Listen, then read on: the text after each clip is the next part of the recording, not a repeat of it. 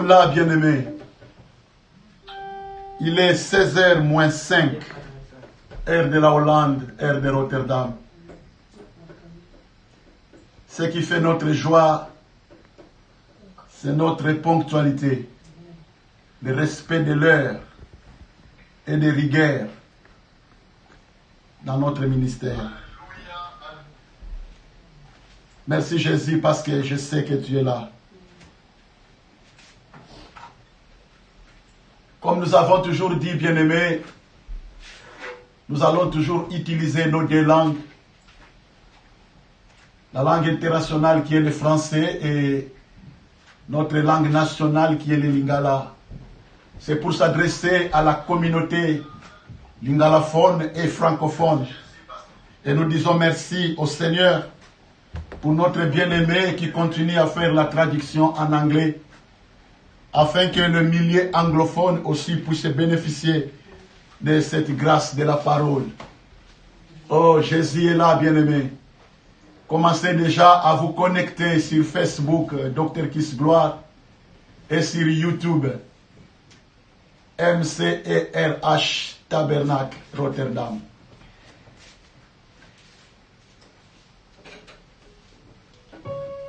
L'heure a sonné. Dans 5 minutes, il sera 16h. Nous allons commencer notre culte de ce soir, ou encore notre moment d'enseignement en live sur Facebook. C'est comme nous pouvons le connaître que nous allons reprendre nos activités au mois de juillet. Et c'est pourquoi nous continuons toujours dans cette démarche d'enseigner la parole de Dieu à son peuple le dimanche à partir de 16h, à partir de la maison, et chaque vendredi à partir de 19h, nous sommes dans la prière sur Messenger avec notre équipe d'intercession. Pour cela, nous disons merci à Jésus. Alléluia. Pendant qu'on s'est connecté, bien-aimé, Zamba Pambola yo, Nekonanga, osa connecté. Bino bato bozana Rotterdam, Zamba Pambola bino. Bozana Hollande, Zamba Pambola bino. Merci pour la fidélité na bino. Na moment oyonkolo apesa biso, moment d'enseignement. Na mboka Belgique, kuna na Bruxelles, Zamba Pambola bino, kuna na France, na Creil, na Beauvais, na Toulouse, na Lyon, na Mulhouse, Zamba Pambola bino, bandeko na biso ya Reims, baza elongo na biso na Rotterdam. Oh, dans le confinement, et bandiko aussi la bien-aimée, Zamba bandiko permettre le déplacement ya bandeko pour la commissama.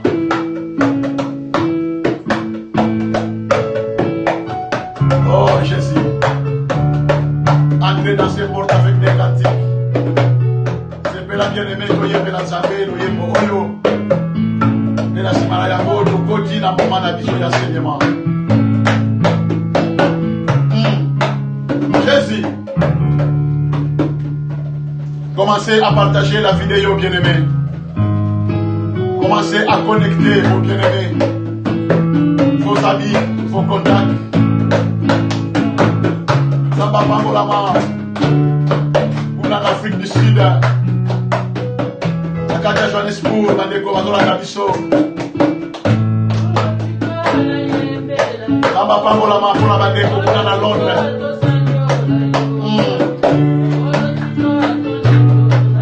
Alléluia.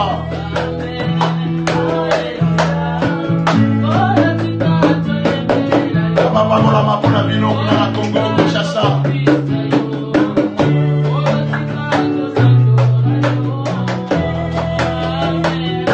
Allez pour la na biso na Facebook.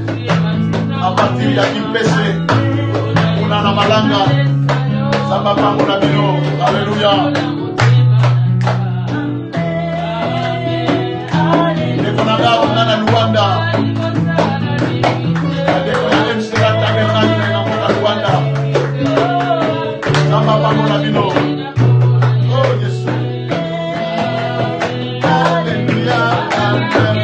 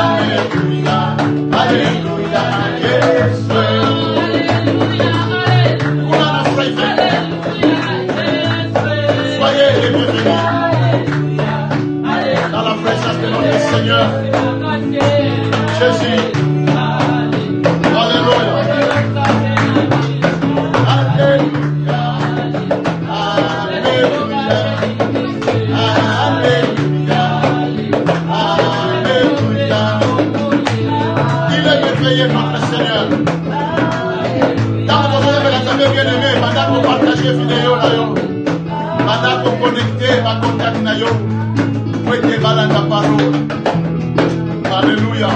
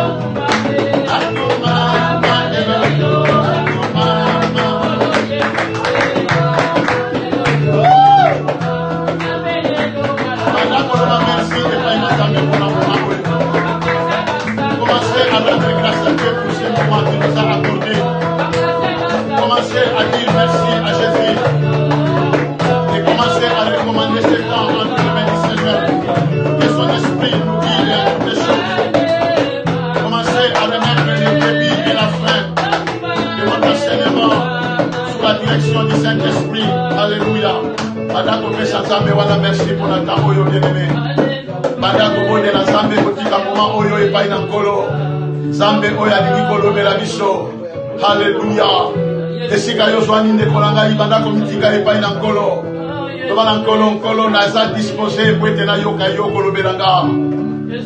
Zambé a fait la yo mato ina molimo. Vous êtes au capté fréquence ya lola. Au capté fréquence ya lola. Afin que Oyoka ainsi dit l'Éternel. Alléluia. Mais nous sommes instruits à travers de la parole de Dieu bien-aimé. La parole qui nous fait du bien. Alléluia. Oh, merci Jésus. Pour ces moments si précieux que tu nous accordes, oh Dieu, par ta grâce. Merci Jésus. Alléluia. Parce que si nous vivons, c'est à cause de toi. Tu es le Dieu qui nous donne la vie. Alléluia. Merci pour la moment où nous sommes.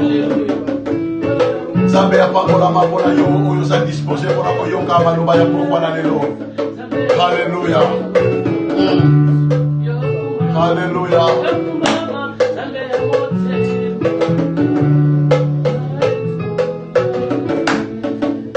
Oh, Amen. Amen. Amen. Alléluia. Alléluia. Oui, bien-aimés dans le Seigneur, que le nom de Jésus soit glorifié en ce moment. Le Dieu qui nous a rendus disponibles d'être autour de sa table pour partager ses repas, pour prendre part à ce repas, la nourriture qui vient du ciel. Ainsi dit l'Éternel pour ce soir. Nous continuons toujours avec notre enseignement bien-aimé. Un enseignement grand, profond. Un enseignement très capital pour notre vie chrétienne, pour notre marche avec Dieu sur la terre.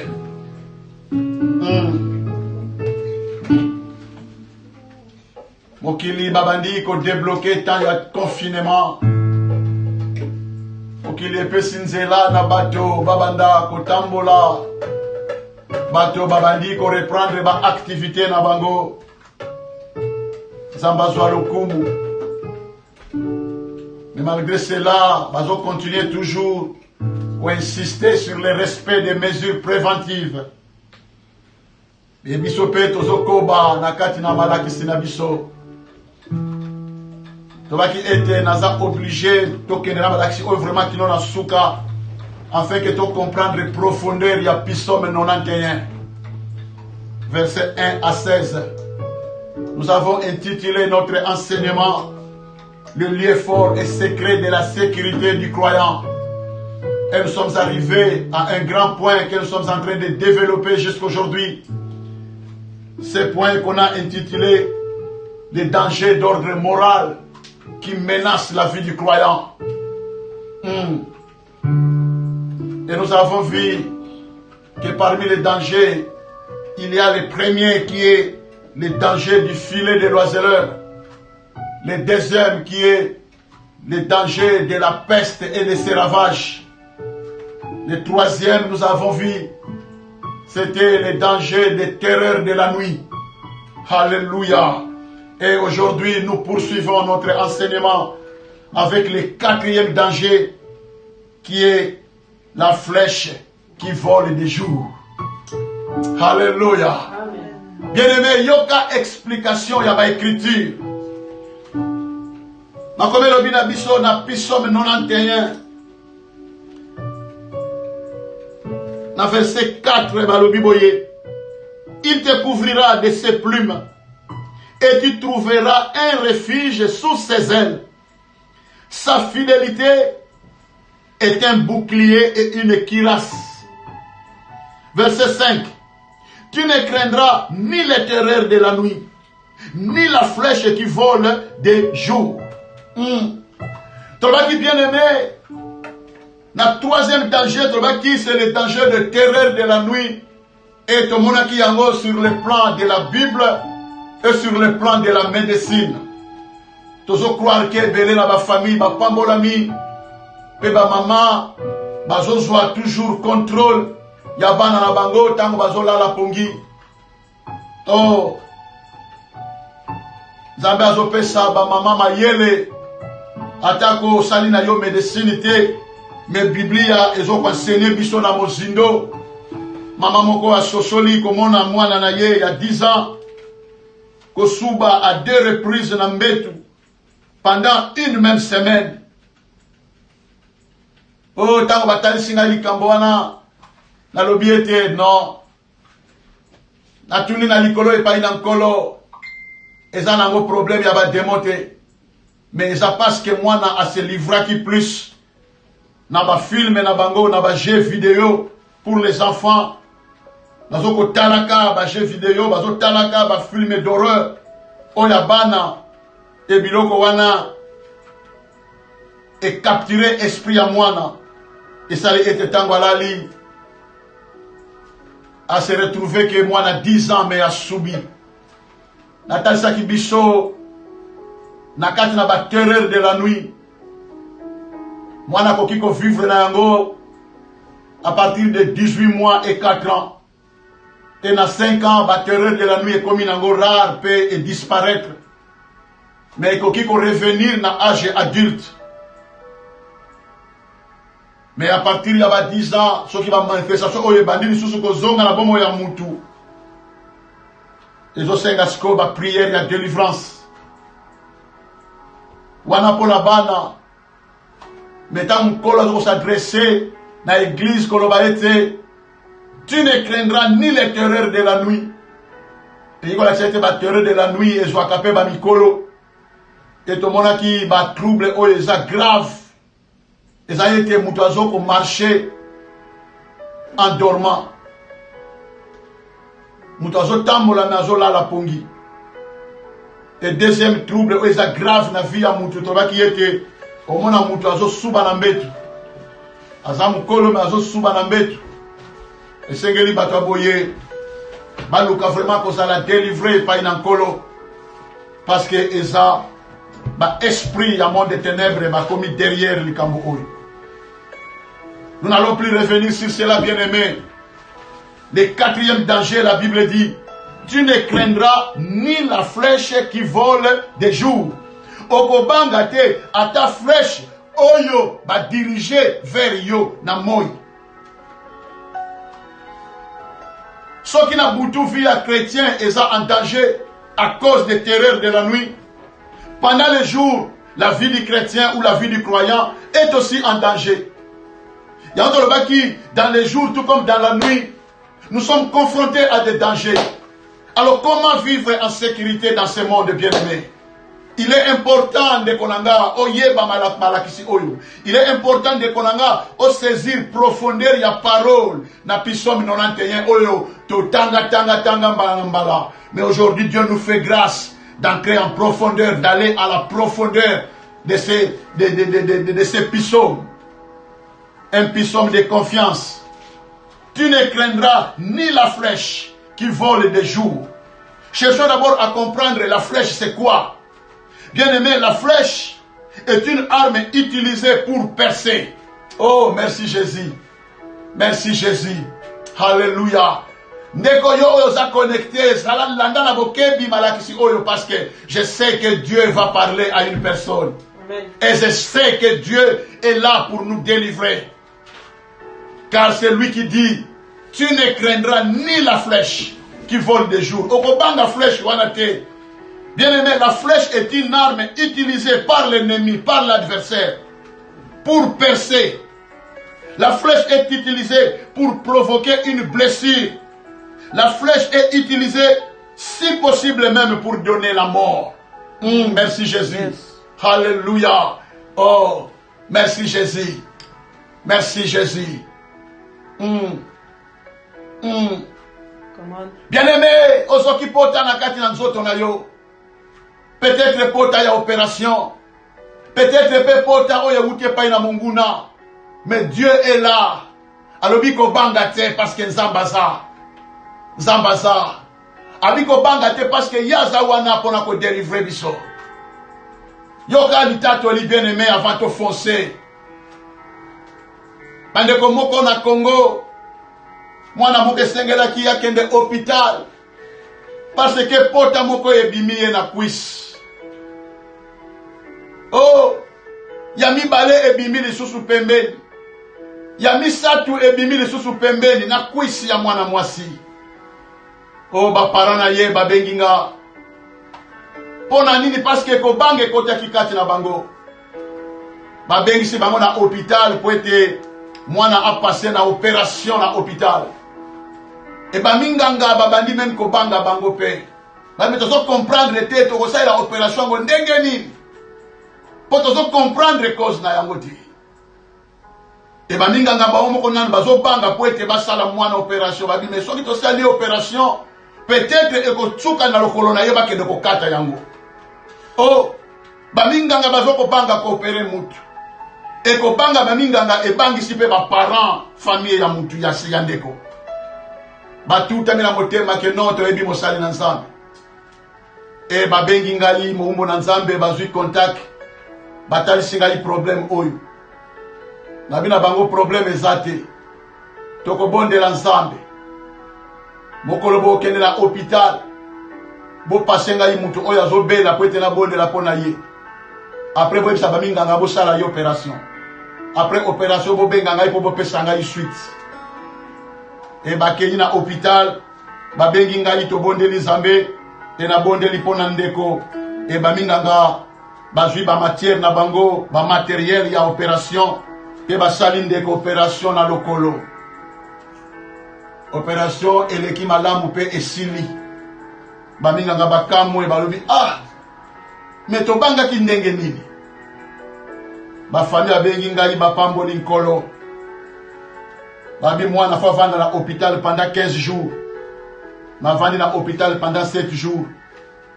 Pe ba bengi ngai Abumbo na nzambe to bimi to za siko na ndako. Na yebite bien-aimé. Baminganga babanga ki pona nini?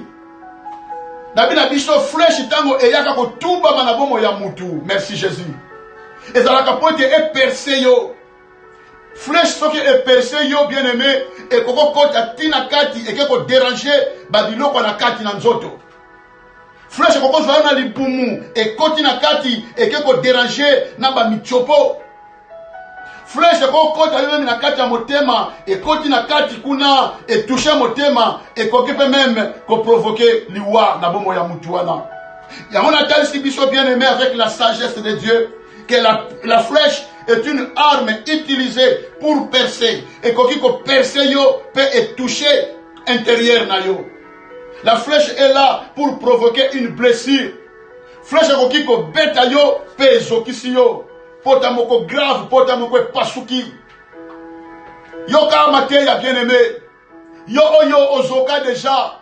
Banda ko comprendre la poko na lelo. Nini oyo ezokisa yo. Eloko nini ezalaki na sima ya kozoka oyo zoka. Tika na poko na lelo ozwa mayele. Nako utiliser le langage ya mutu ya délivrance na poko na lelo. Parce que yo oyo za musika zoka parole oyo. Peut-être que vous avez porté moko kati na bomo ina yo sila kate. Peut-être na lokolo, peut-être na loboko. To yebite flèche nini babwa kela yo. To yebite bien aimé. Mais nzambe oyo azana lola amona kama kambonyo sope ayebi. Amen. Yende na ngina tali sabiso na poko na lelo. Hallelujah.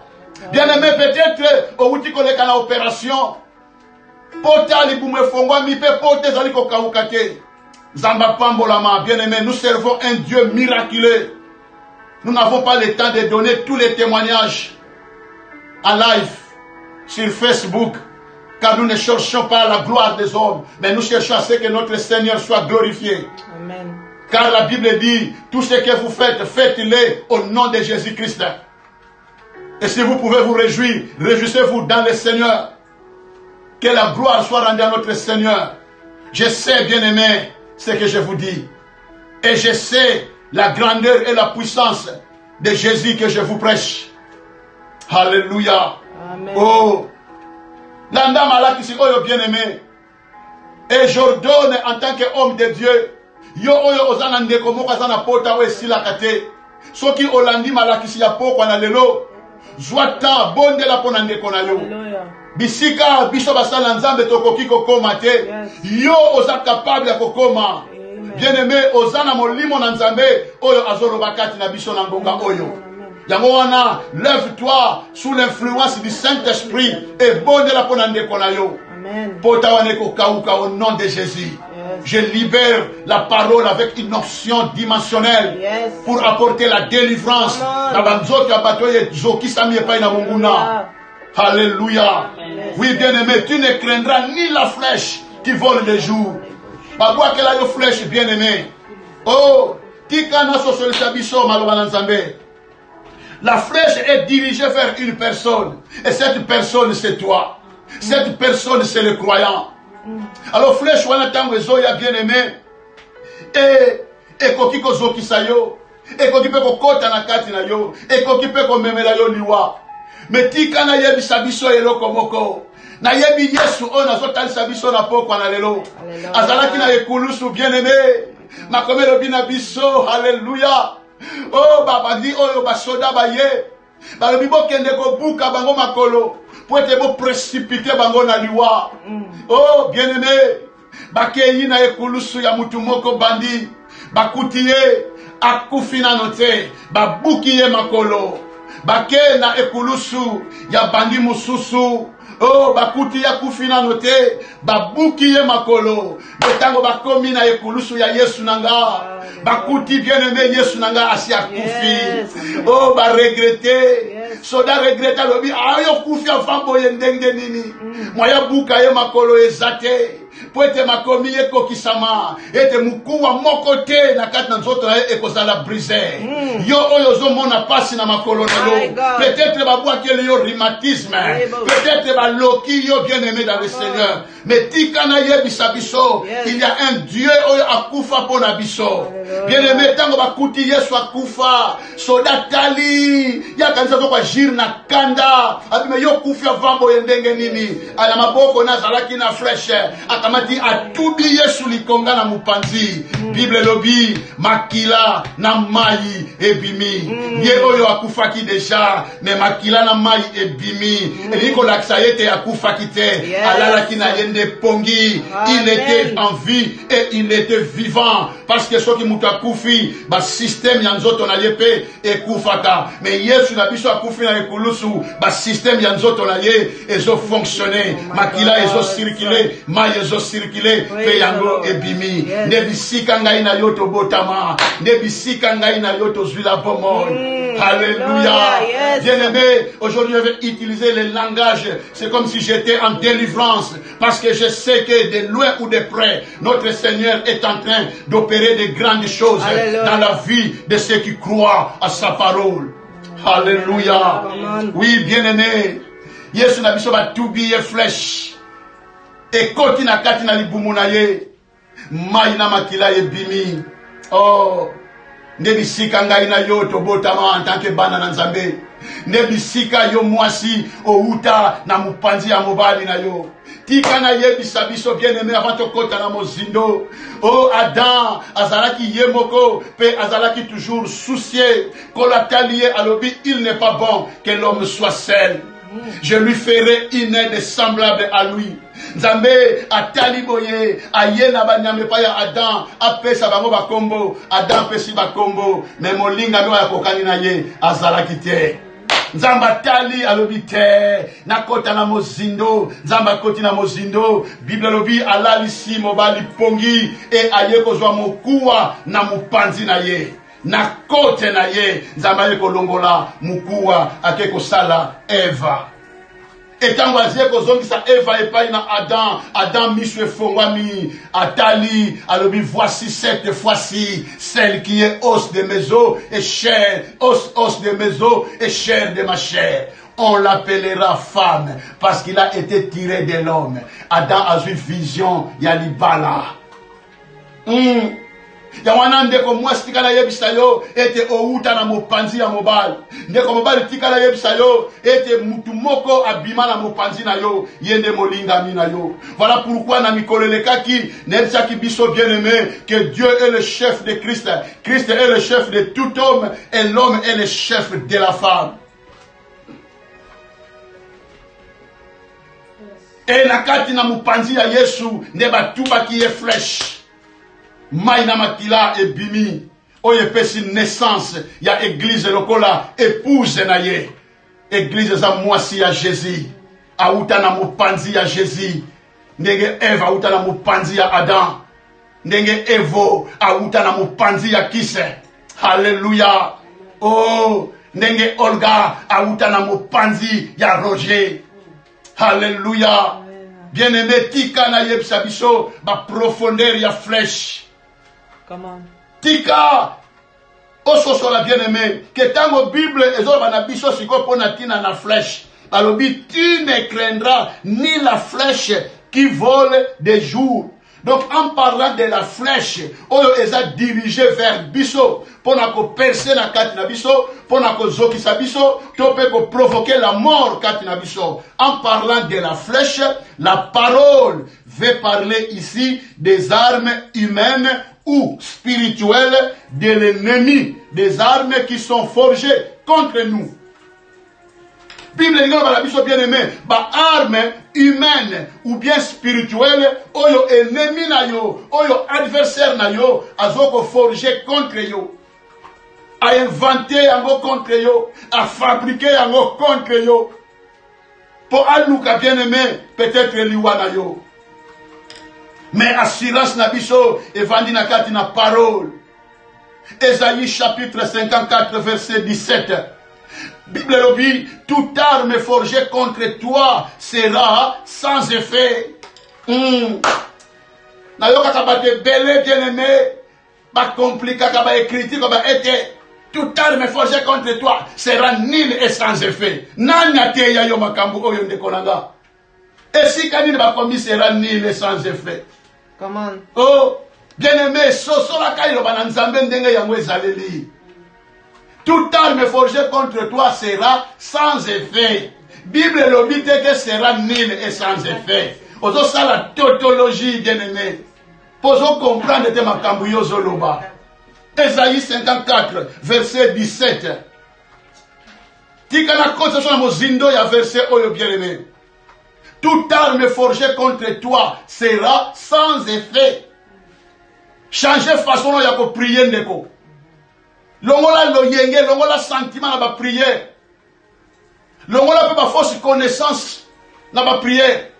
Oyo ka ba verset ba loba mabe, yo pe o bloquer ko ba ko sakola pe ka ndengo wana. Tanga ka Bible pour comprendre vérité ya parole. Ah oui. Toute arme forgée contre toi sera sans effet. Balobi te que sera nul et sans effet. Makamuni na yo joloba. Sera sans effet. Et vous en avez fait mon côté. Parole lobby et toute langue qui se lèvera en justice contre toi, tu la condamneras. Babi, munoko nyonso oyo ekotelemela yo na justice oko condamner yango. Banda ko condamner maloba nyonso ya mabe oyo baloba contre yo. Banda ko condamner ba malédiction nyonso oyo ba proféra contre yo. Banda ko condamner yango. Banda ko condamner yango.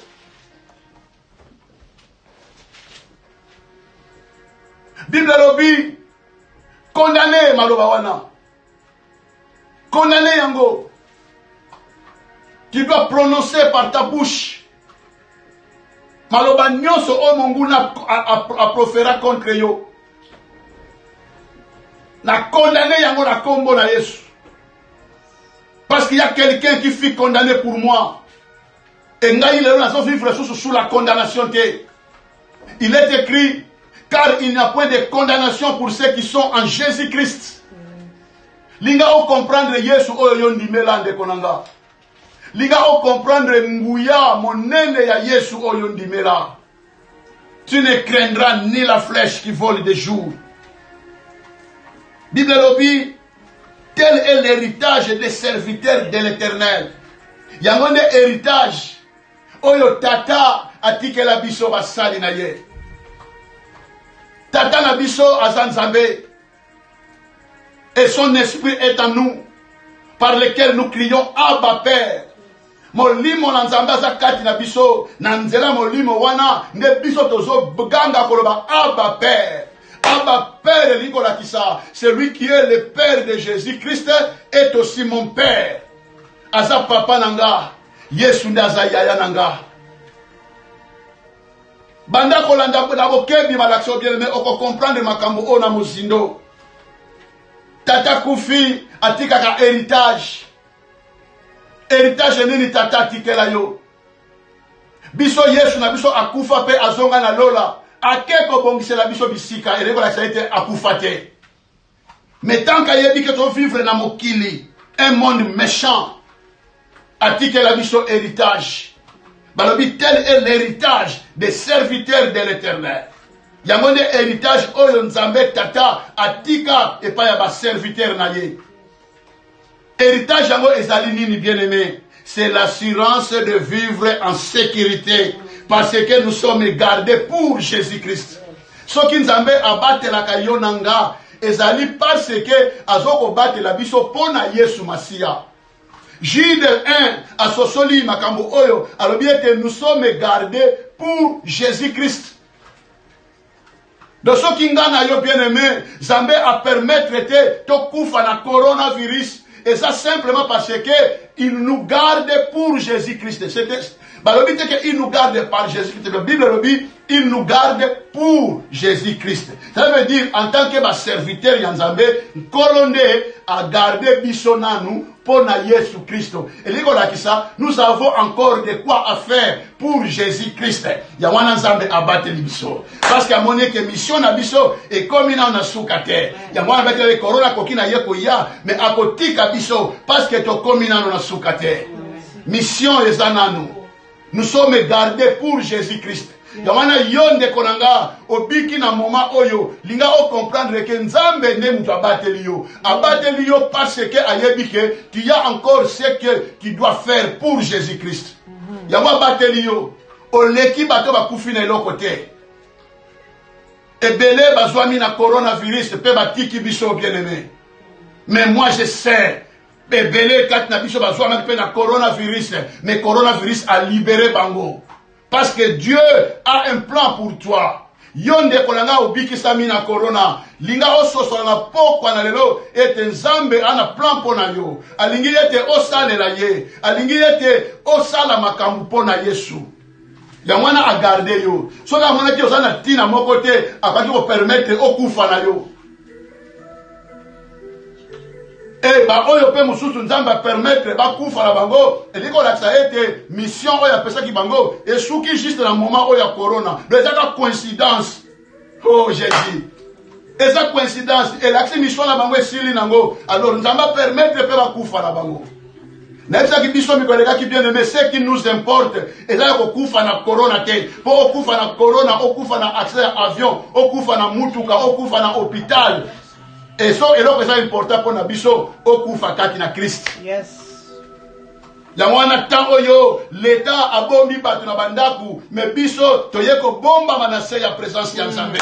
Les confinements oyo ezoko mema biso sécurité à 100%, c'est d'être confiné dans la présence du Seigneur. Voilà pourquoi il est écrit, celui qui demeure sous l'abri du Très-Haut repose à l'ombre du Tout-Puissant. Ba bomba mina bandaku, ba beli coronavirus. Ba Hollandais est troublé bango, ba sali sous ba recherche pour comprendre mais et loko nini ezobo mabatu. Bien que ba bomba mina bandaku bien aimé. Ya on ebisa biso bien aimé, sécurité ya solo ezaka ka epai na nkolo.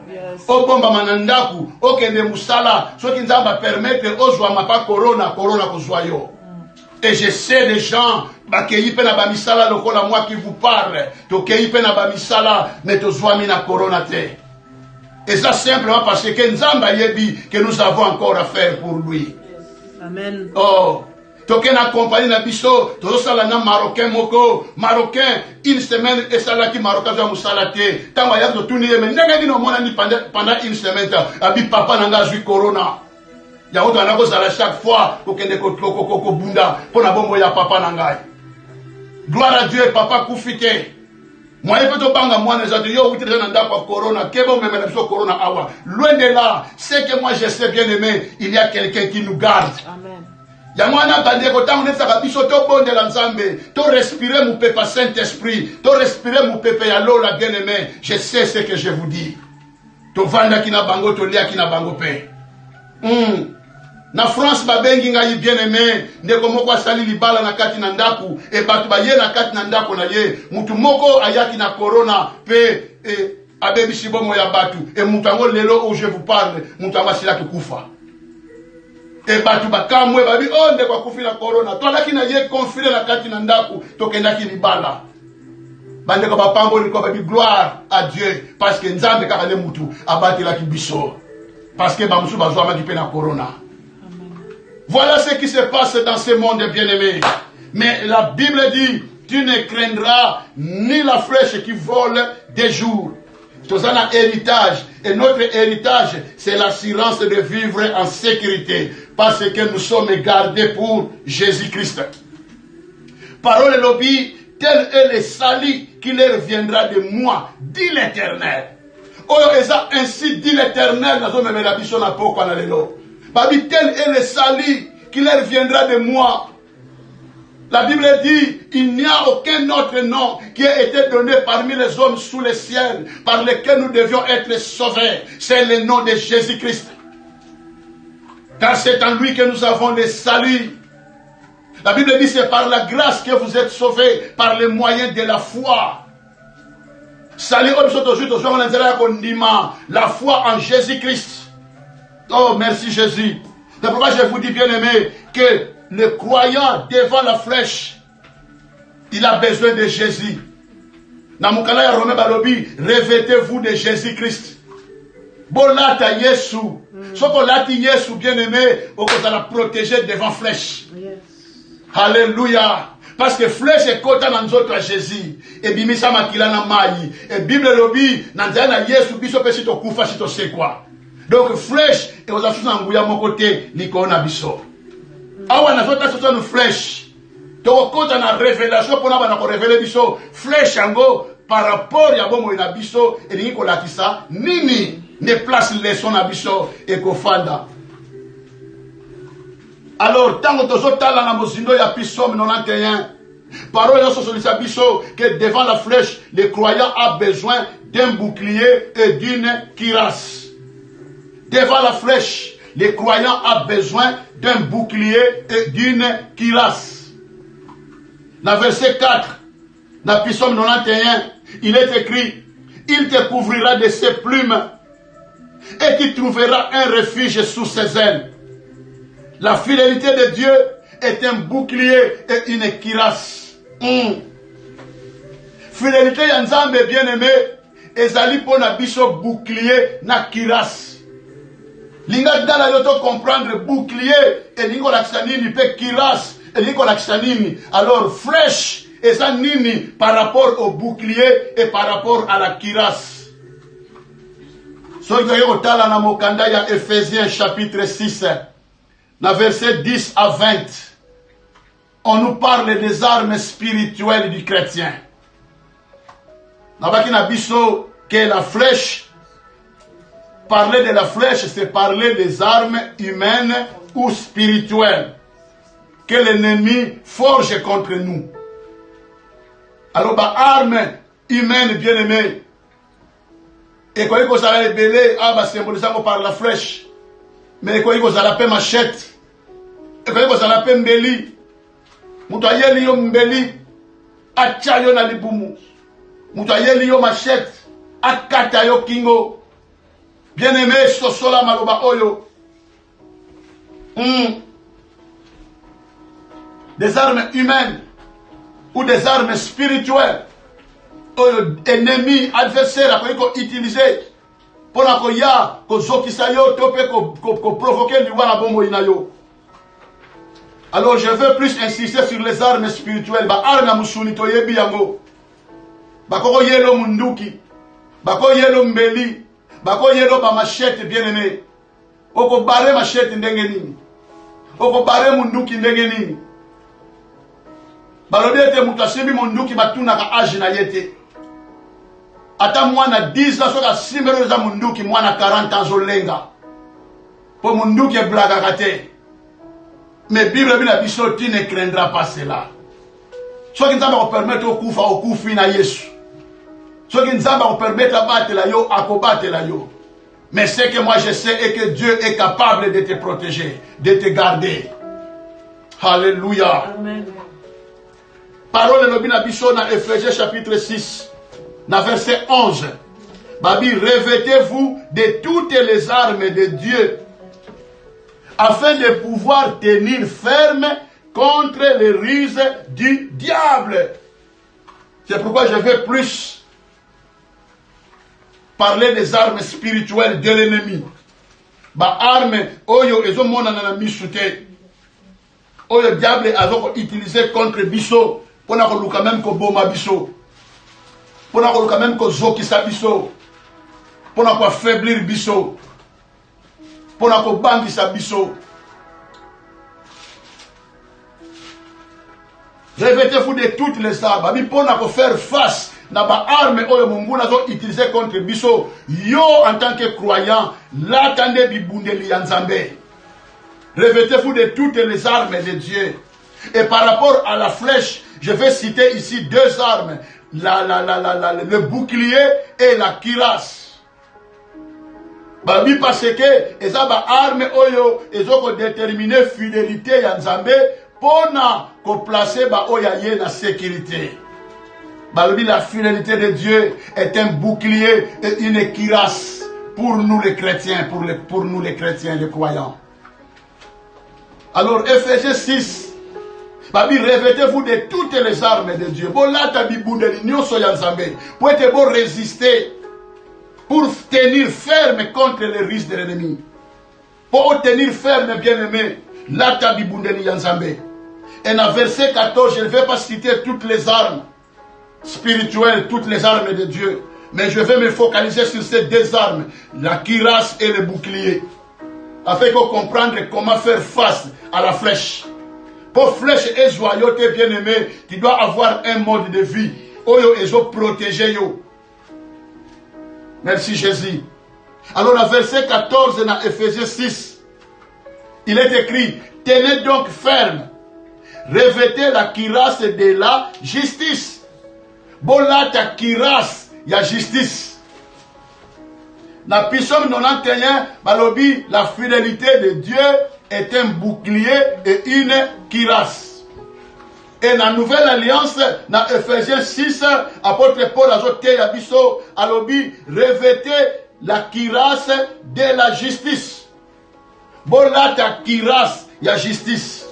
Et dans verset 16, alobi nabiso, prenez par-dessus tout cela. Donc, l'ikolo yaba bibundeli nyonso, yaba arme nyonso yoko kiko zanayango, bozwa l'ikolo na nyonso, bozwa pe bouclier de la foi.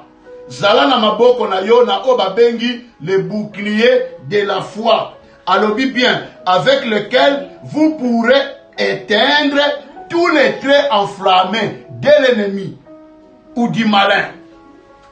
Nanzela ya bouclier de la foi ne eko permettre yo o éteindre tous les traits enflammés du malin. Alors landa bien aimé parole. Tant que nous parler la cuirasse de la justice. L'ingénieur faut comprendre la cuirasse zanini. C'est un enseignement, ce n'est pas une prédication, bien-aimé. Yamoana, Makomelobi, il persévérait dans l'enseignement. Je vous parle en tant qu'enseignant de la parole.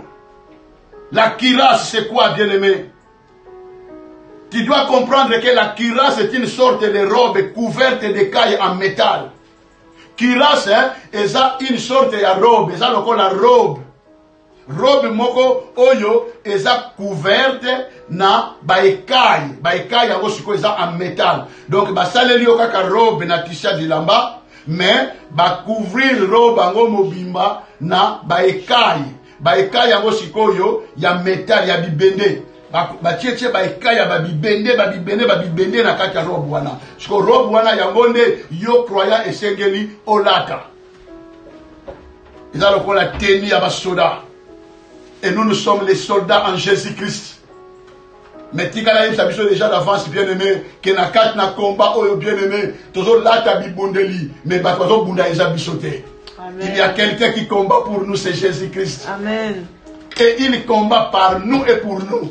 Alléluia. Donc biso ne tanto lati ba arme oyo ezoko permettre na Nzambe abunda le biso bitumba pe alonga. Ce n'est pas nous qui combattons bien aimé. Mais il y a quelqu'un qui combat pour nous. Il y a un qui a combat. Mais il faut que ce soit pas bandimi bien aimé. Grandeur et puissance, il y a Jésus-Christ et autres on dit mais là. Et là, ma cambi a combattre. Bunda bituma, bunda bituma. Là, ça c'est pas ma bende. Banda konika, banda hotel. Dieu bien aimé. Ah ouais, on a pas sujet à combattre. Combat wana l'église ya combat. Oh yo yebité, yango te yenazo bela biso. Nous avons besoin des combats de la foi. Apôtre Paul a lobby, combattons le bon combat de la foi. Et ça, bon combat de la foi. Et ça, combat au Bunda. Parce que Munguna a toujours pour détruire la foi na biso. Alors nous devons combattre. Mais et to combattre kandenge nini? Tango yo o saleli makambu oyo, o lati ba arme oyo kati na yo. Ba arme ya Nzambe. Et c'est Dieu qui combat pour nous. Et ça va combat moko déjà en différé parce que si le cas déjà dans les Koulousou, Yesu a sa koufa assez quoi bien aimé. Le kola Yesu a bunda alonga, c'est que nga iso ki na lati pe Yesu na za mutu na elonga. Amen. Romain alobi, revêtez-vous de Jésus-Christ. Na kotali sa biso ndenge ni ko lata Yesu. Na zo kende malembe wala za ki moi entre parenthèses na frôler muke. La cuirasse bien aimée, et sa robe va couvrir la écaille en métal. Alors, tant que mutu alati robe wana ezipaka mutu, ko bandana mutu na ye. Ezipiye na kingo, robe wana eketi na ba hanche na ye, et parfois même ekena na ba genou. Robe ya oba benga la cuirasse. Ezipaka mutu tam souti na ba genou. Alors, les gens portaient cette robe pour se protéger d'une attaque soudaine. Donc, Batu, balata robe oyo na pendant la guerre, pendant les combats, na bitumba, balata robe oyo, pour na ba se protéger, na ba attaque moko soudaine. Donc, attaque moko o moni nzela yo utite. Batu ba bimeli yo na mpoisa. Ba beti yo flèche. Tope ba beti yo machette. Tope ba beti yo mbeli épée. Nanzoto ba. Eko kota te parce que yo olati robe.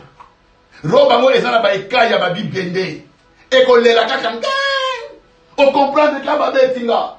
Mais eko kota te katina yo parce que ozana robe. Et parole lobby, revêtez-vous de la cuirasse de la justice. Amen.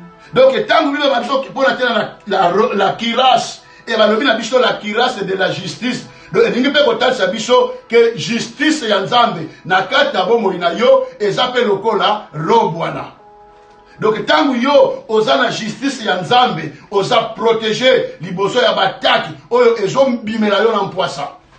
Ya mwana awa flèche la flèche qui vole de jour, flèche les attaques et les accidents qui nous arrivent soudainement lorsque nous sommes en pleine activité. Pendant les jours bien-aimés, nous sommes en pleine activité. Nous sommes tambola, tozo sala musala, tozo rouler la mutuka bien-aimé, na malamoko et lokomoko satana qui n'angote et yelio. Ce sont les attaques ou les accidents qui nous arrivent soudainement. Il y a moins de besoin et la qui flèche. Alléluia. Amen. Il y avait la qui flèche. Alors bien aimé, banda ko comprendre balaxi oyo. Autant la mutuka, accident ni yo sala. Pe obika, nanya biki sayo.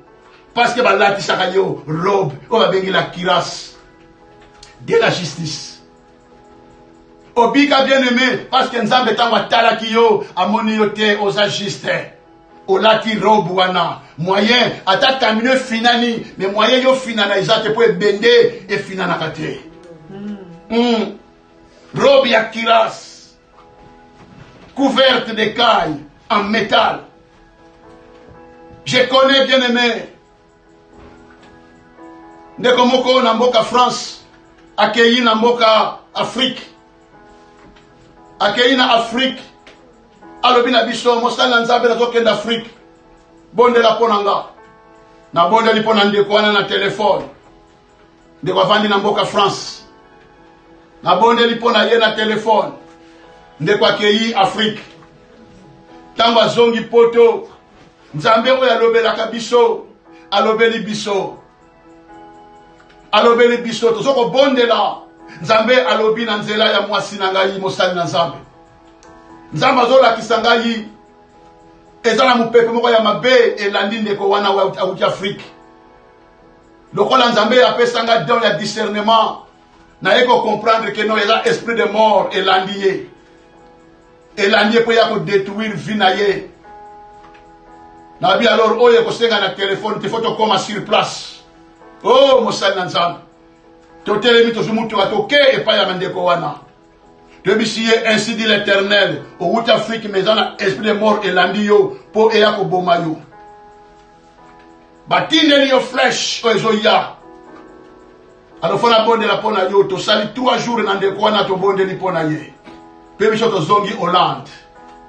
Lundi de kwake musala, a matina mutuka na ye, a komina kata autoroute. Ayoki eloko moko sentir e bete lokana na kati na mutu e ningisi ya mutu ndeko azuma vertige na volant malamoko accident camion e panzani e finani mais ndeko ndenga bima ya mutuka tilelo ayebi ko expliquer yango te a se retrouver na libanda ya mutuka police ba ye batali mutuka e finani mutuka a jeté mais batali ndeko avandi wana azoko miye banane te ba police ba maîtriser ba métier ti ba tsusumunie de ko susumuke ko comprendre que asali accident mais abimeli ndenge nini ayebite batali mutuka nyonso e finani parce que beta ki batono na kati ya autoroute bazwi mutuka na ibwa kama mutuka ya batu ndeko wana futishie mutuka malamu bien aimé futa tanyongo ce qui importe bien aimé c'est la vie. Amen. Alléluia. Amen. C'est la vie, bien-aimé. Moi qui vous parle, dans le tabernacle de Rotterdam, Bayebi. bapesi ngai mutuka ya sika euti na kompani na basashe nango nakendelaka musala na kati na autoroute kota Alexander accident nzoka nde avant nakende kosala accident wana nzambe na biso alobelaka biso makambo oyo ebombama tobondeli po ete tolala etango tolali na butu wana nzambe alobeli mwasi nanga nzambe apambolama mpona mwasi oyo apesanga aza vraiment mosungi o nzambe alobi nazomona na kati na vision bandako mibale baporte moko me baporte moko ya mike efongwama me nazo comprendre yango te nzambe asosolisi ngai ke bandako wana mibale eza basimetiere me naboyi koyebisa ye na mozindo mpo azala panike te me nga moko nakotaki na mozindo ya discernement na comprendre ke bandako wana mibale eza basimetiere ya mwasi moko na mobali moko sans pourtant natalisa ye ke eza nde destiné mpo na biso mais rien. Il y a quelqu'un qui nous garde devant la flèche, bien-aimé.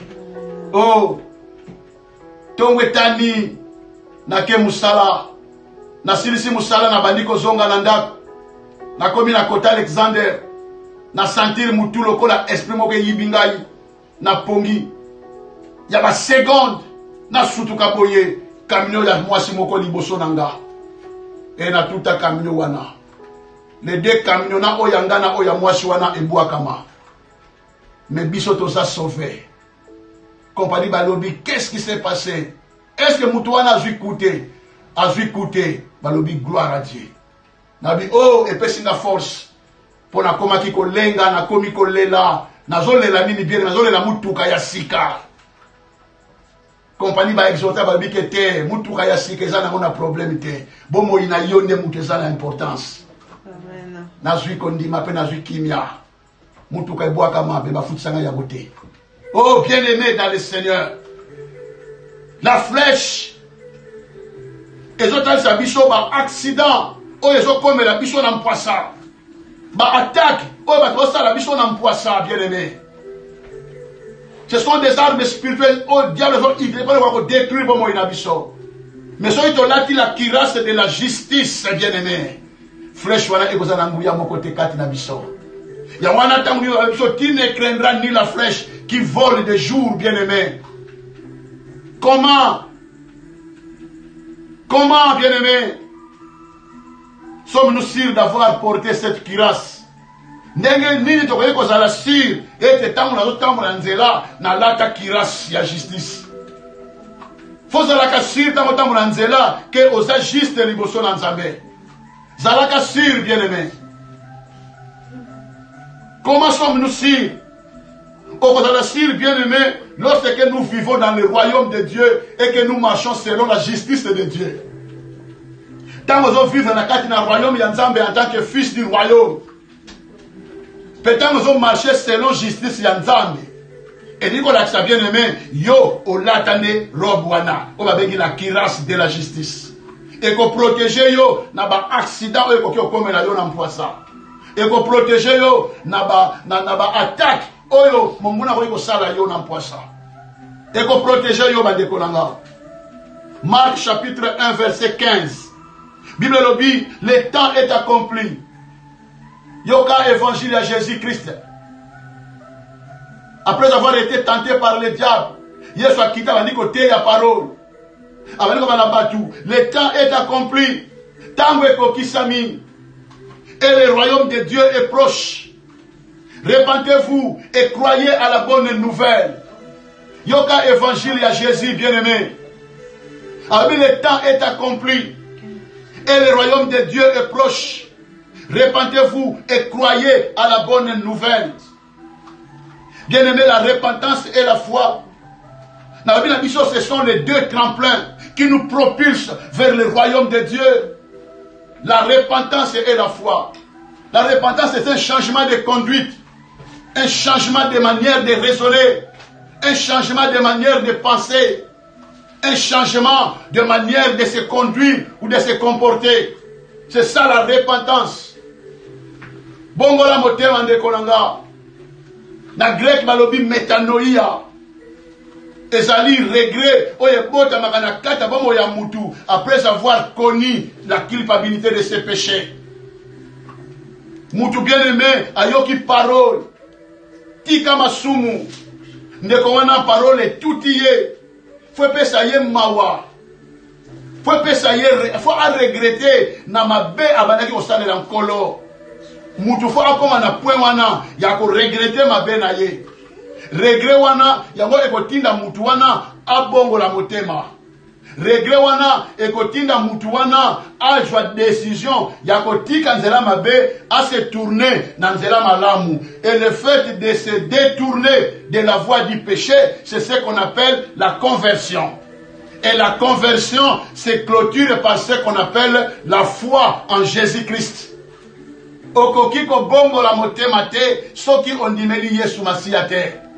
Parce que Yesu nde aza capable ya kosala makambo oyo kati na yo. Ya wana ndeko na ngai bongola motema. Oh, je ne vous parle pas en tant qu'évangéliste.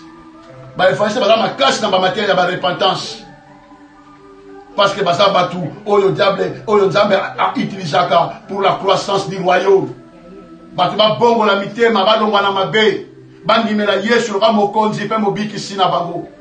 Moutouana bengami mwana na Nzambe, le fils du royaume. Tokomi bana ya royaume ya Nzambe. Nous sommes dans le monde, mais nous ne sommes pas de ce monde. Nous vivons, alléluia, à la culture du royaume. Parce que nous sommes les fils du royaume. Oh, merci Jésus. Alors, tant qu'on vivre la carte dans le royaume, bien-aimé, on vivre selon mode ya Lola. Ne yo obengami mwana ya royaume. Ya wana makambo eko salema na mokili oyoyo eko na influence te epai na yo. Nous sommes dans ce monde mais nous ne sommes pas du monde. Ya wana tango lwe olai na butu ba terreur de la nuit ya bandoki ba ye po ba loka yo ba ko sutuka boye na so akoti na kindoki bazo mona yo te. Obungi na mbetu. Ou bien peut-être bazo retrouver yo na kati makila. Makila na Yesu. Et zipaka biso bien-aimé et ça la kaba miraille moko infranchissable. Oh, merci Jésus.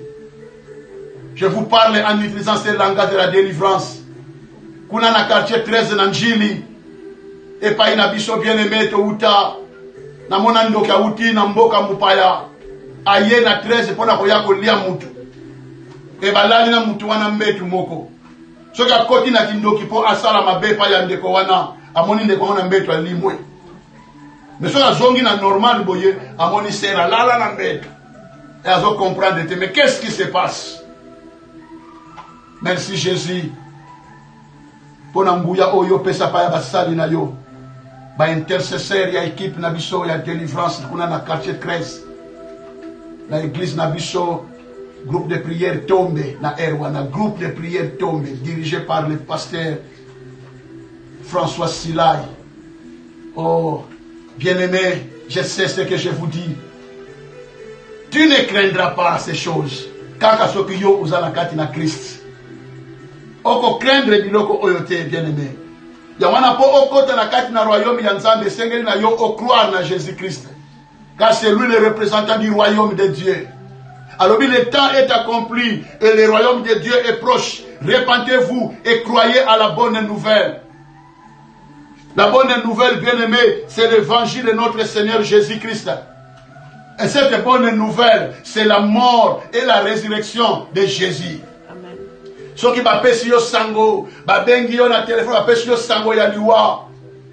Ba bito bengi yo pote bisa yo ete papa na yo akufi. To bengi yo poto ebisa yo ete mama na yo akufi. To bengi yo poto ebisa yo ete noko na yo akufi. Bien aimé, c'est une mauvaise nouvelle. Oye troubla kabatu na mokili. Soki mutu azape mutu attention akoki pe ko kweya subitement pe akufi. Ya wana batu abela ka attention, il faut que ça na manière moko vraiment sage pour na ko memela ye basangwa boye. Ba benga ngo de mauvaises nouvelles. Alléluia. Amen. Mais quant à ce qui concerne la mort de notre Seigneur Jésus-Christ, la bonne nouvelle. Parce que Jésus est mort pour nos péchés. Il est mort à cause de nos péchés. Il est mort à cause de notre délivrance. Il est mort à cause de notre rachat. Alléluia. C'est pourquoi la Bible dit, en lui, nous avons la rédemption et la rémission de nos péchés. La mort de Jésus est une bonne nouvelle pour nous. Et la résurrection de Jésus, il est ressuscité d'entre les morts pour nous donner la nouveauté de vie. La Bible dit, celui qui est en Christ est une nouvelle créature. Oui, bien-aimé. Nazalaka motona ekobo motona pité. Metango na ndimeli Yesu Masiya lokwa mokonzi pe mobiki sinanga na bongoli motema na zui décision ya kotika ekobo. Ndeko nanga yo oyo zana kati na Christ. Obenga mi mosali na Nzambe. Me oza mutu na ekobo bongola motema. Obenga mi mama diaconesse. Me oza moyibi ya maofrande bongola motema. Obenga mi leader. Me oyibi mbongo église okesombela lupangu na Kisasa bongola motema. Lola eza lifelo pe eza. Nzambe soka sala kangata évangéliste nde malamu. Ne awana pompe parole pour être bon la mitema menzamba sala nga docteur. Je vous parle en tant qu'enseignant bien-aimé. Nzamba sala ba évangéliste na bisongolu. Où sont les évangélistes bien-aimés pour battre bon la mitema? Totiki mokili soi-disant totiki masumu. Toye na église pour avoir ressemblé à Nzambe. Mais na quatre na église, on continue la vie du péché. Na mokili ozalaki impudique. Oye na bonzambe, au contraire ozala impudique. C'est que bongo li motema te. Il y a quelque chose qui ne va pas. Alors il faut passer la délivrance, bien-aimé. C'est l'esprit basa simanayo. Oh Jésus. Sunga batu na yo Nzambe. Pour être bongo la mitema bakota lola. Ya wana bien-aimé, soko bongo li motema, bakoki ko boake la yo ata flèche et ko joyote. Parce que Yesu a comparé yango. Parce que yo olaki Yesu. Ce n'est plus moi qui vis. Si je vis, ce n'est plus moi qui vis, c'est Christ qui vit en moi. Alors ceux qui Christ doivent vivre quatre na yo. Et les voilà que ça t'a bambi yo fraîche bien-aimé et ko joangaité. Il y a un effet qui dit la fois passée bien-aimé, mutu oyo azana harmonie na Nzambe, même na kati na foyer na ye, abomba mi epai na Christ. Il y a un alobaki na biso bien-aimé, Dieu est le chef de Christ. Christ est le chef de tout homme et l'homme est le chef de la femme. Bomba ma epai na Christ bien-aimé, ataba ndoki ya libota, bakwa atteindre yote. Ceux qui balukisi yo bien, parce que on ne peut pas empêcher au diable de nous rechercher. Diable a luka kabiso mbalambala, tokopeki sa yete tona nguya wanate. Mais ce que je sais bien aimé, tozana nguya et ceux qui te battent la mi epai na Christ, ba manigance nyonso monguna et kozala sans effet contre biso. Il y a ce qui m'importe bien aimé. Et ça, combat spirituel, mais c'est pour nous dire, de nous parler la puissance, la grandeur de notre Seigneur Jésus-Christ en qui nous avons crié. Yes. Nous, bien aimés, nous ne combattons pas. C'est Dieu qui combat pour nous. Amen. Et il est notre Père. Son esprit est en nous. Il y a bien aimé. Sosola maloba oyo. Soki yo bundaka ti lelo etali yo, me ngai na bundaka susu te, po eza na mutu moko abundelaka nga. Yamana ta na lali pongi, nazana ko banga te, po na yebi ete celui qui me garde, il ne dort pas, il ne sommeille pas. Tu as confiance epai na nkolo, matisa dimension ya kondima epai na Nzambe wana. Tambola na boyenge bene liboso na nkolo, nkolo ya kobatela yo. Alléluia. 1 Corinthiens chapitre 1 verset 30. Parole de l'objet, Jésus-Christ a été fait pour nous justice. Balobi Yesu, Nzambe a komisaki Yesu pona biso sagesse. Donc atana zama yele te, soki na bandiko banga Nzambe na kozwa mayele. Et la parole le confirme en disant la crainte de l'Éternel est le commencement de la sagesse. Voilà pourquoi je m'en fous contre les gens qui ont étudié. Kota na yoba université de Kinshasa bien aimé, mais ceux qui au Kota université ya parole aux Azoba. Permettez-moi de vous le dire bien aimé. J'étais à l'université et na bongoli motema na groupe de prière tombe na quartier 7. Batie bana ya 4e des humanités, bana ya 2e secondaire, ne babandiko ye kusangani Bible oyo bandeko na ngai. Tonton Kiss a commis frère Kiss. Navandi au milieu ya petit ya 4e des humanités. Bandiko tangi sangai Bible. Frère Kiss tangawa na tangi. Car Dieu a tant aimé le monde. Premier verset la tanga na Bible ya boana na groupe de prière. Batuninga la kishini. Na pesi explication selonga. Ba petit ba boukinga. Dieu m'a amené, bien aimé, à la dimension où il y a humilité, parce que les universitaires, ils sont orgueilleux. C'est pourquoi la Bible dit la connaissance enfle. Connaissance, bien aimé, comme un mouton à orgueil. Et les étudiants, ça va premier orgueilleux. Parce que va tanguy. Mais devant Dieu, il a confondu la sagesse du monde par la folie de l'évangile. Alléluia. C'est pourquoi j'aime plus l'évangile.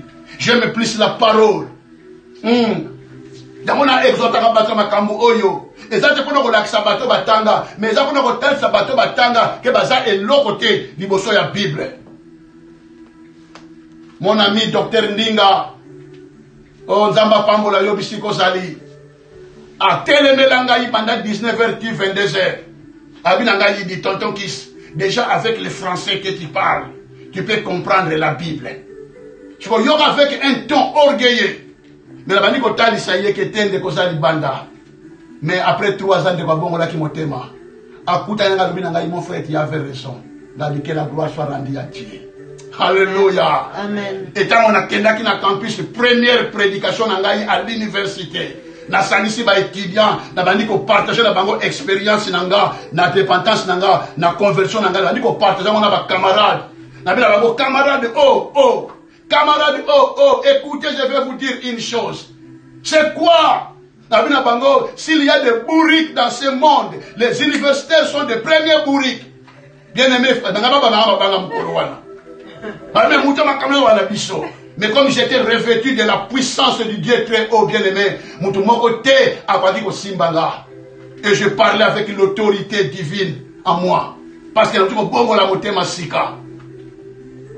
oh bien aimé, que la gloire soit rendue à Jésus. Et la bandi kotal ça va étudiant. Thème nanga izalaka la sagesse de Dieu. Na pona tal ça va étudiant que pour bakaboza c'est pas ça parce que ngai moi qui vous parle, ba uto yeku sanga Bible na bana ya 4e des humanités. Comment expliquer ça maman nanga ikolda? Voilà comment bien aimé Dieu m'a enseigné la parole. Comment il m'a appelé à l'humilité, à vivre dans l'humilité, dans la simplicité.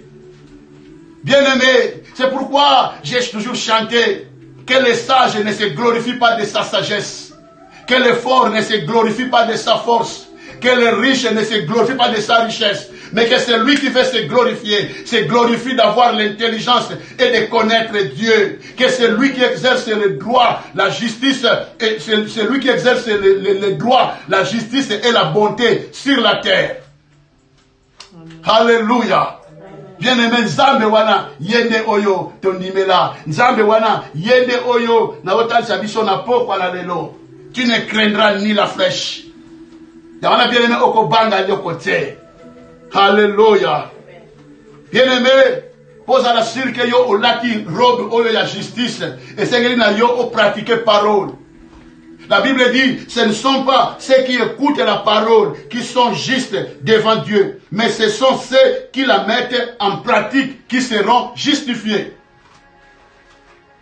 À part que là, Yesu bien, parce que Yesu n'est à sa justice na biso. Yesu n'est à copé sa yo makoki, ya obéir na parole. Ne vous bornez pas à écouter la parole seulement, mais mettez-la en pratique, bien-aimés. C'est alors que vous serez justifiés par Dieu. Wanande olati robe est pour protéger yo contre la flèche qui vole de jour. Et flèche oyo natal sibiso ezali ba accident topé ba attaque oyo batu bakoki ko sala yo na mpoisa. Merci Jésus. Lata robe ndeko nanga. Lata robe po yo obanga flèche te. Soko lati robe te flèche ko zwa yo. Aba mona kabatu mususu alali boye o ba finiye alamuke pe boye bilembo ya ba ko fina na etikali na kingo bien aimé Oh, Tikazamba Pambola Mapona Lilobanaye. Balobi, la fidélité de Dieu est un bouclier. Et dans Ephésiens, Balobi, revêtez, prenez par-dessus tout cela le bouclier de la foi. Babi likolo, yaba arme, nyoso yoko zarayango, zwape bouclier de la foi. Alors le bouclier c'est quoi, bien aimé, alors comment on a eu la souka ya mokona lelo? Le bouclier c'est quoi? Le bouclier c'est une arme défensive servant à couvrir l'homme entier. Donc le bouclier, eza obabe à la lingala ya makanza nguba. Donc mais le bouclier donc c'est une arme défensive qu'on se sert pour se couvrir. Donc mutu à se couvrir à bomba mina sima ya eloko wana ya nzungu wana s'il faut appeler ça ainsi.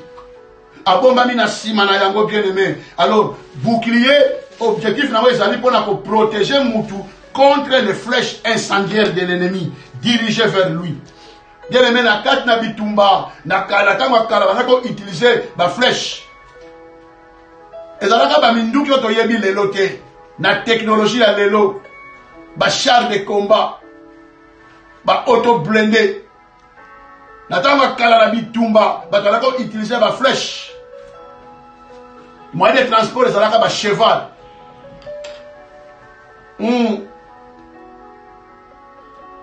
Cheval. Il y avait un moyen de transport, il y a des soldats armés. Et âne, il y a un moyen de transport, il y a des commerçants. Je ne suis pas là, bien aimé. Il y a des enseignements moussoussou, où il y a Londres. L'anneau détaché, le mystère de l'anneau attaché et détaché. Dès qu'on a kuna na Birmingham, yoka li lobanzambe. Le mystère de l'anneau attaché et détaché. L'anneau, eza anneau, moi na ya âne, na Anes, papa na ye komone âne, maman na ye komone Anes, moi na komone anneau. Alléluia. Bien aimé, wana eza makambo ya Rotterdam, eza makambo ya Londres. Le mystère de l'anneau attaché et détaché. Mais tout ça qu'on a été. Alors bien aimé, Nathan on a kala âne, et ça animal oyo batu banako utiliser pour na kosala la ba course. Ça veut dire dans le monde des affaires commerciales, banako utiliser âne. Mais dans le monde ya guerrier. Donc Nathan va bitumba, banako utiliser ba cheval. Et bazalaka na ba akate, balaka na ba flèche. Et tant que ba flèche, banaki ko tia moi étoffe moko boye la kota songe ba pelisa mo moto. Yamane en français les flèches incendiaires de l'ennemi. Donc ba flèche ezakina étoffe moko boye na songe na ba tie ba pelisa mo moto. Ba tindi sikoyo et pas ya munguna. Tant ba tindeli yo yango bien aimé, il faut que ça soit un bouclier. Parce que bouclier peut permettre de couvrir les bosso et les flèches ou les moto. Donc, ce qui est comme un bouclier, au lieu de tout à l'heure dans l'autre, il faut mettre un bouclier. Et raison pour laquelle, dans le milieu, dans le monde des guerriers, il faut utiliser un bouclier, il faut tamba dinisa ngo na mai wana ko sala nini soki flèche eye na moto zango koma na bouclier ba mai wana e bomi sikoyo moto alors bouclier à rendre sikoyo flèche wana sans effet et quoi yo moyen osala atteint exaté alors parole et lobi na biso devant la flèche le croyant a besoin du bouclier o ba bengi le bouclier de la foi. Merci Jésus. Alors bien aimé, il faut comprendre que quand on a le bouclier de la foi, cela veut dire que chez les chrétiens ou chez les croyants, la foi est appelée pour aller le cola bouclier. Quand on a la foi, il y a moto. Il y a Ephésiens 6 à l'objet, prenez par-dessus tout cela de la foi pour éteindre les... Pour éteindre, c'est-à-dire, et ça pour arroser le cola avec de l'eau. Donc, ebomi moto, il y a la flèche. Et cette eau, c'est la vérité divine. Cette eau, bien aimé, c'est la parole véridique de Dieu. Maïwana, bien aimé, ezali ba promesse oyo nkolo apesa epai na ba oyo bandimeli Yesu. Voilà.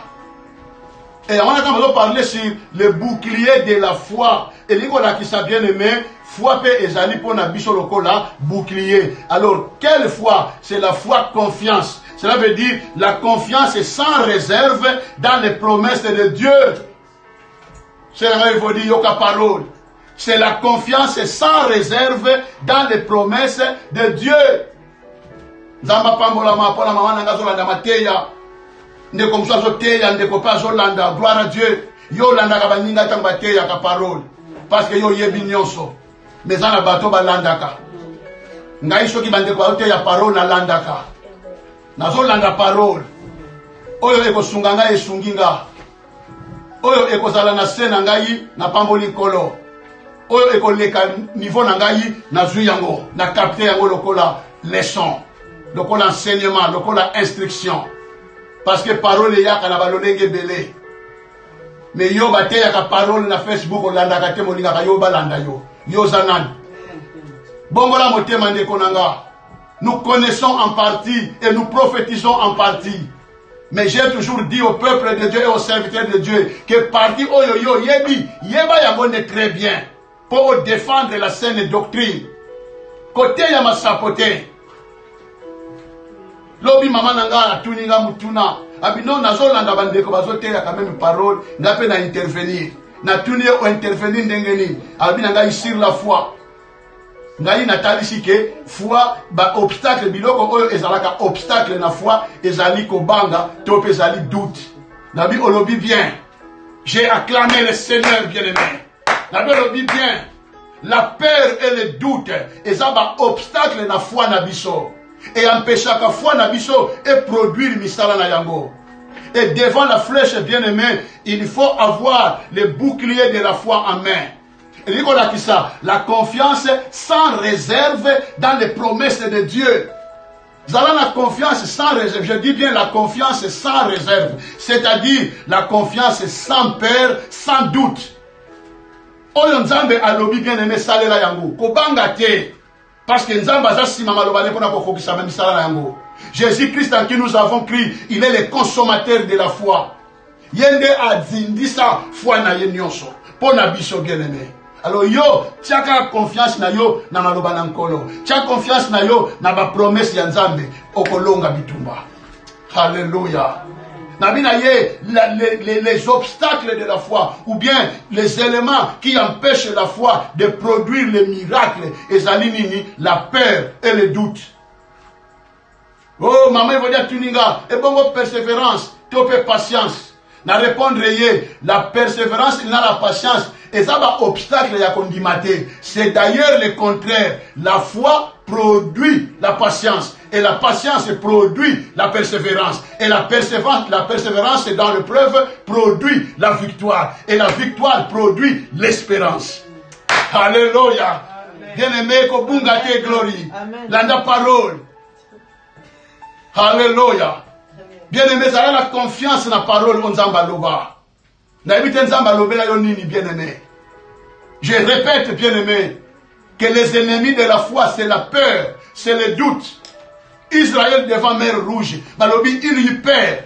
Pour pas moni armée ya pharaon et Zoya. La peur détruit la foi et produit la panique. Na bomo ya mutu. Choki o tient déjà ko banga na likambo bien-aimé. O comme paniquer, o perdre le contrôle et o perdre mbalamoko kondima. La peur. Et la nouvelle année balobi, chose que ça na foi le la gré à s'élever, au kolobana mgomba oyo déplace-toi et jette-toi là-bas à cause de jeter si tu ne doutes de rien. Jésus le dit qui aura douté de l'autre côté. Donc la peur et le doute, ce sont les ennemis de la foi. Oyo se produit na kata bomo ina yo croyant. Mais en ce qui concerne la patience et la persévérance, je le répète bien aimé, que la foi produit la patience. Donc ce que ça na foi katina yo, foi wana et pour produire patience. Ce qui est produire patience et pour produire les sous persévérance. Et tant que yo persévérer na kati na épreuve aux autres traverser na yango et ko produire sikoyo nini victoire. Et tant que ko memela yo victoire, c'est alors ko comprendre motuya ya espérance na yo. Oh Jésus, merci pour ces choses bien-aimées. Ce sont des choses bien-aimées. Oh yo mpongo la parole pour matisa dimension na yo ya foi. J'ai toujours dit bien-aimé, je vous parle pas de la foi, moi je vous parle de la dimension de la foi. Ataba yeli yo arme bien-aimé, zala na foi, car il est écrit toute arme forgée contre toi sera sans effet. Je bénis le Seigneur, oh amenanga na dimension de la foi. Na servir nzambe na mboka Rwanda, na seya masasi, na seya bitumba, na seya ruska. Ko kanga ba jeune ba kende ki soda. Tolaka na mandefu tokomi ko pakola ba kisi na ba matama na mabumu po mandefu ebotama tango basola ba komona oboye ba mona mandefu abia asa mukolo totika ye. Lelo mandefu elukala biso ngambu tango toyena ki kinder. Oui, bien-aimé dans le Seigneur. Mandefu ya moto koma na mandefu lelo na regreta ka mandefu zo yeuta wapi yeuta ba kiso ya talopa ko na Afrique po kende na kisoda te. Mais je bénis le Seigneur bien-aimé. Mokolo moko na provoqué, na convoqué évangélisation na MCRA Tabernacle kuna na maborde. Ba serviteur nyonso ba servante nyonso ya groupe ya évangélisation na intercession ba kimi surtout ba garçon ba kimi po zo kanga ba kende kisoda. Et ngai na molinga mina ngai le pasteur José Bissassi.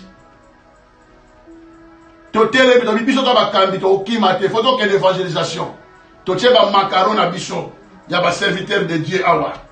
To bino so ba moni macaron ba kobanga. Bien aimé, diable ko banga macaron na yote.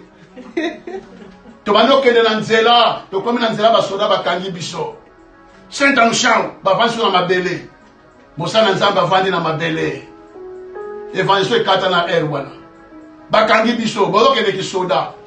Ba koti si biso na yas ya batu bazwa ki bazo mema biso tokende na unidade ala pre camion ko yakuna ezwi biso ale tokeiso ki na mboka nini kuna bake ko sunda biso kuna na mboka ngo ale tokende ki soda ko bunda ko na mboka.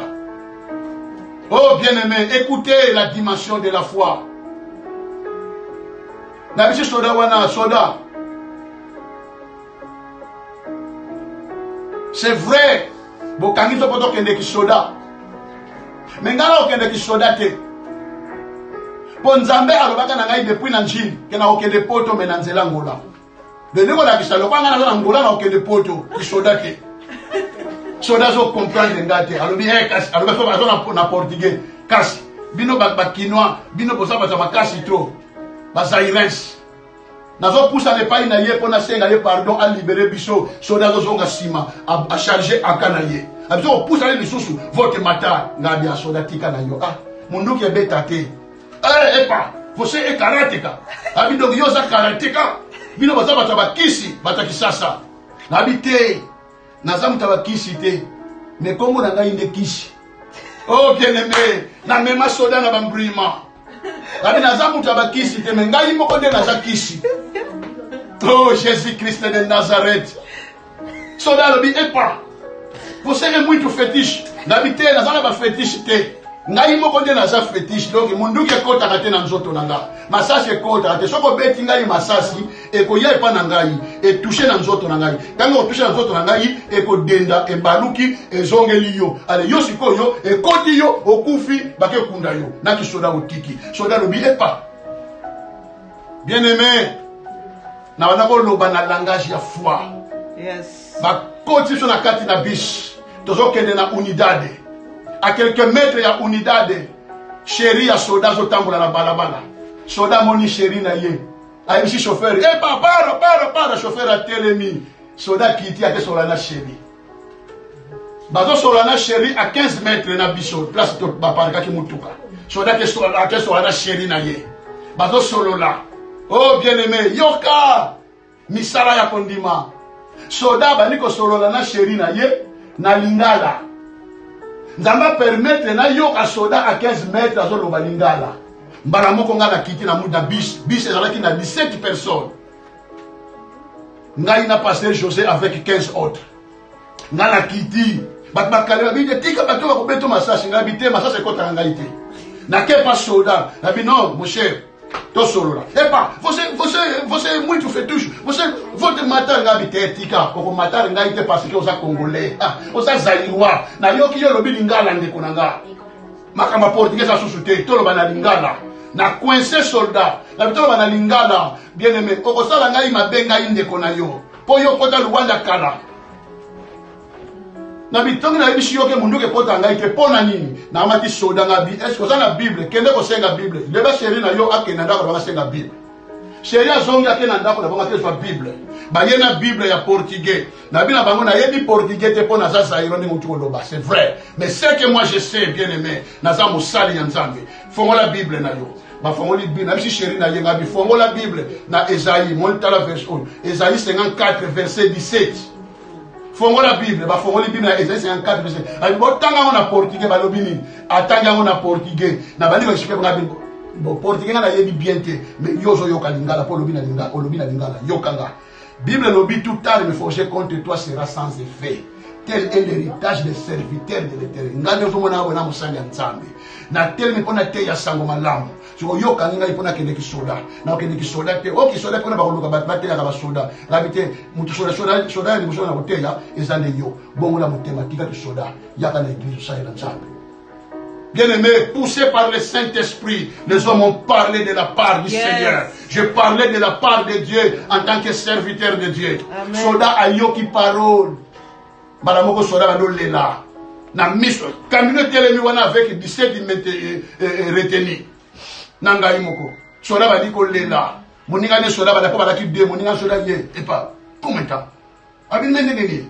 Abi ote muta bina makambo moko yeswinga. Donc soda kana bina makambo wana akanisi sikoyo nzambe alakisi mbala moko filme ya bato oya boma dina ki soda. Abitala sikoyo ndenge amna yo nzambe ako juger yango sévèrement. Nzambe alakisi film wana na quelques minutes tête à tête na balaba na soda. Soda tali abali ko tube na bi winde ko nanga ngala boma pinza baki na soda oyo depuis na yango la na koma nanga na soda na boma batu pona yebaki nzambe te batu pe bateya kangai menga ka okende te matuka ko lobi nanga yi antuka fona bongo la mutema fona bana nanga ko sale la nzambe na ko luka ndenge na ko se renoncer na makambo oyo yo ya ki soda na bina ye lobi dimanche na ya ko joyo poto kende église na MCRA tabernacle. Bien-aimé, domi dimanche na keeliye na ke ko soyer na bi wapi soda poto kende ki soda na église ba parents na soda be singali papa avant que tu yote ya ye ba tu assemble na église ya néo apostolique ba te ya kaye oyo ka na quartier biso awa ba te ya kaye ake do semble me ye alingaka te mais lelo lokola yo baki na ye lobi na pokwa lelo atelemi ake kuna l'église na néo apostolique soda wana mokora bongo na kamutema. Amen. Bien-aimé, je sais ce que je vous dis. Yawana ndeko nanga ikangama na ba promesse o nzambe asala yo. Soki nkolo aloba okokufa na maite ata ozana kati na bateau bateau ezoko dinda yo liga kaka ke bien-aimé nzambe akobikisa yo. Soki nzambe asala te ete yo okokufa na accident ya avion okokufa te ata avion eziki na likolo bien-aimé okobika parce que c'est lui qui nous fait la promesse. Il n'est pas un homme pour mentir, ni un vision pour se repentir. Ce qu'il dit, il le fait. Ce qu'il déclare, il l'exécute. Ce qu'il le promet, il réalise. Et ce que nous prophétisons, il l'accomplit. Il est le Dieu de l'accomplissement de la prophétie et de la réalisation des promesses. Yawana zala na foi et pas une nzambe wana. Alléluia. Bien-aimé, le temps me manque de foncer.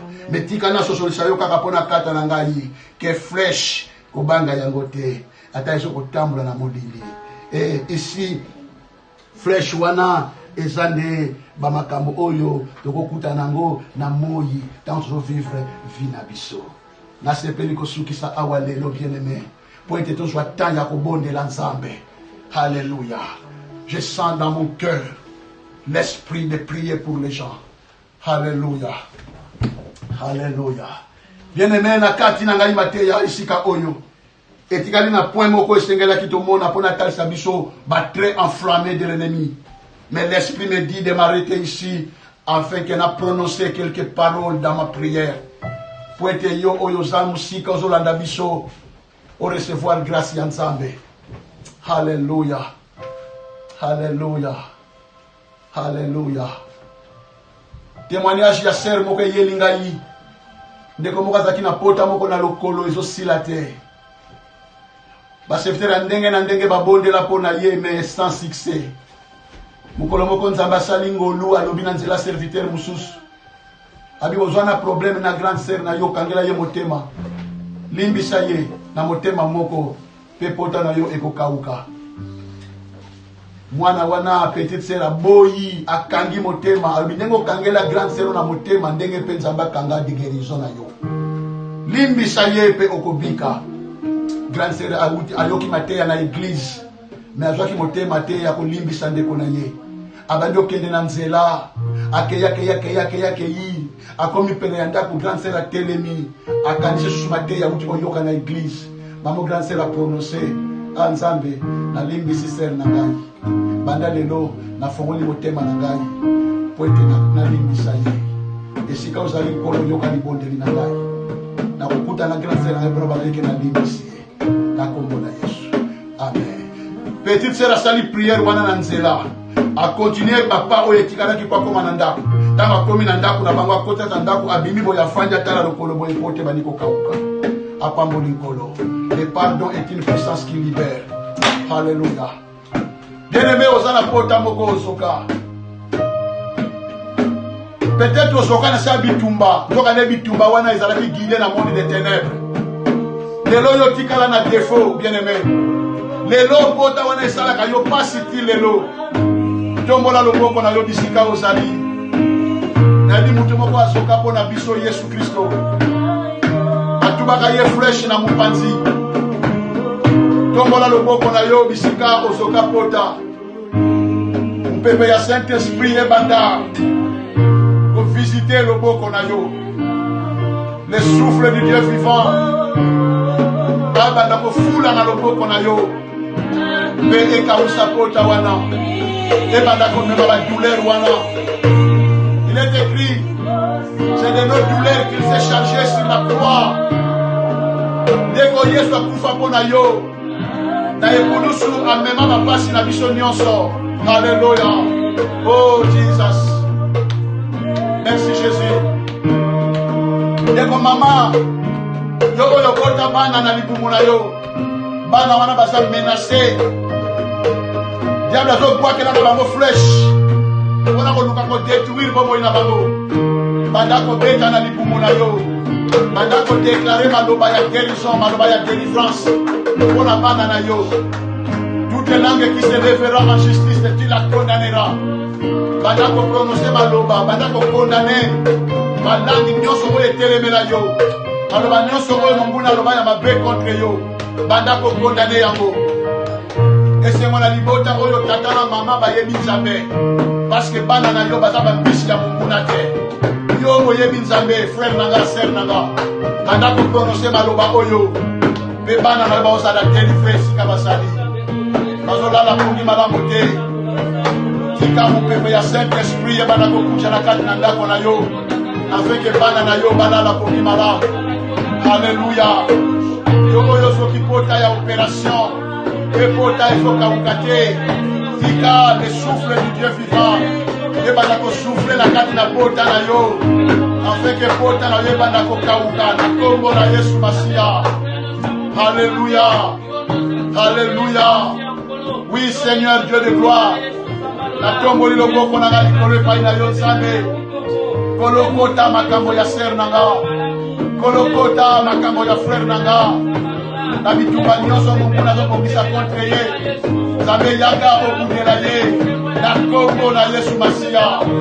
Alléluia. Hey ya baba. Re baba shama. Goro sekema. Re da baba. Logo shekema yaba. Oh, Alléluia. Yes. Oyo. Ozana semi pelo que le kobota na ate oyo. Olega na opération de la combo na Yesu. Pendant qu'on recevoir parole oyo avec foi. Le Dieu de la force. Appelle ça yo force ya kobota. Car c'est par sa grâce bien-aimé. Et c'est par sa force que nous sommes puissantes. Depuis son dos, alléluia. Et ya baba machi.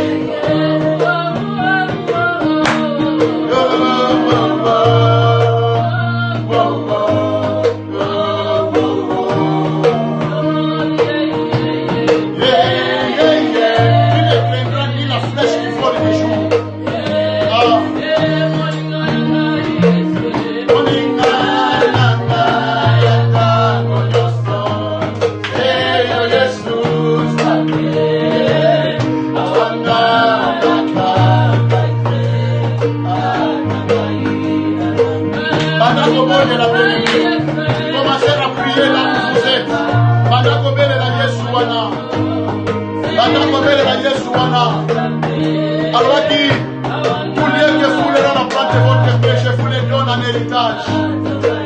Nani alokio de Konanga. Alléluia. Nani roya azokwa que la loi fraîche n'a plus tout à vos oreilles. Tango ita vos tangola.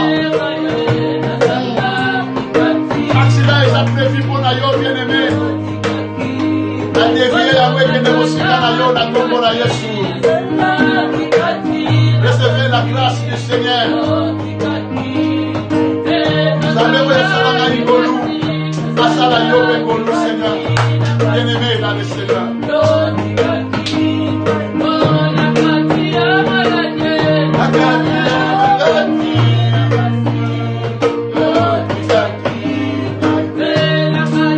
Il ne t'abandonnera point. Il ne te délaissera point. C'est Jésus. Tous les que fouleront la plante de votre pied, je vous les donne en héritage. Parce que vous en avez Yesu, et si quelqu'un se le connaîtra, les années si kabo et pesamini Yesu, les années si kabo yo ya Yesu, et wana et si kawana, et vous pesamira yo. Pendant qu'on marque sa dimension, na yo ya konima la parole. Alléluia. Tu ne craindras ni la flèche qui vole les jours. Ainsi dit la parole. Merci Jésus. Oh, merci Jésus. Merci Jésus. Merci Jésus. Merci Jésus. Alléluia. Alléluia. Alléluia. Et si que nous sommes pas si bien aimés, Simba et Sikawana dans le porte de la mobile. Pendant qu'on proclamait délivrance na yo, pendant qu'on proclamait guérison na yo, opération où ils allaient prévu pour la yo bien aimé, dans le mois de juillet, et pour ça le matin, la combo na Yesu Masia. Alléluia. Alléluia. Et merci Jésus. Recevez la grâce de Dieu. Alléluia. Recevez la grâce de Dieu.